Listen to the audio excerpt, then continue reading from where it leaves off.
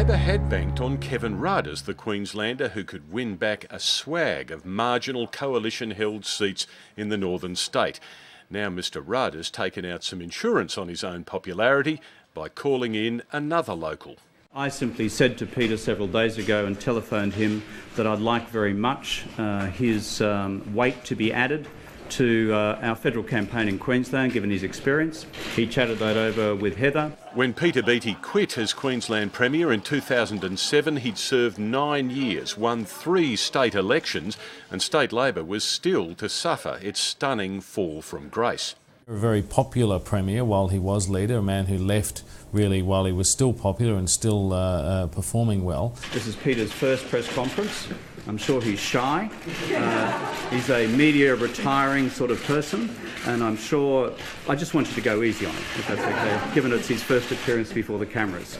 I'm looking forward to being an energetic voice in Canberra for Ford and being a pain in the neck when it comes to standing up for Queensland. I've always stood up for Queensland, I always will, and that's the reason why I accepted the Prime Minister's invitation. The new candidate has been quick to deal with one problem.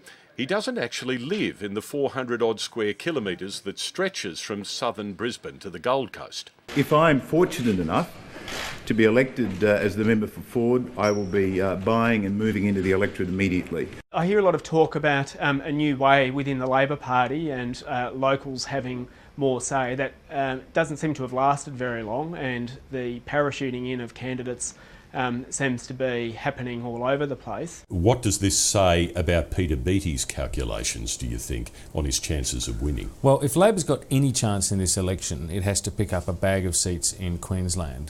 There's something like 9 seats that are under 5% margin held by the coalition, and of those 9 seats going down the list, Ford is just the second of them on that 1.6% buffer. So if Labor isn't picking up Ford, it's not getting anywhere near close in this election. This is a very dark day for Bill Shorten, because it's quite obviously the case that the heir apparent as far as the Labor Party is concerned to get them out of the malaise that they're currently in is Peter Beattie. 60-year-old former premiers don't make comebacks unless the potential prize is pretty big. So what's Peter Beattie banking on here? Maybe a Rudd government win and a spot in the cabinet?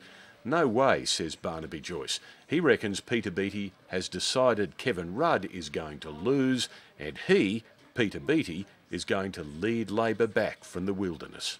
Peter Beattie would have about as much interest serving under Kevin Rudd as he would serving under a Buff. The Labor Party have said the Kevin Rudd experiment has already come unstuck, and they're now planning as to what they're going to do next, because Mr. Beattie is the one that they've decided is going to be the person to lead them out of the wilderness. You don't come back into politics just to go into opposition for a couple of terms and do the hard slog. Beattie must be making a personal calculation that Labor has a good chance of winning this election and that he will be entering federal parliament on the right side of the chamber, on the Treasury benches, and would like to be a frontbencher. But for now, the former Premier is just the candidate, and he's selling Labor for all it's worth. And everybody knows that if you don't have balance in politics, there's no one to keep the bastards honest.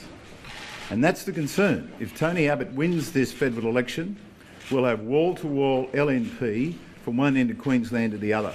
That's just not fair, and it's just not good for Queensland.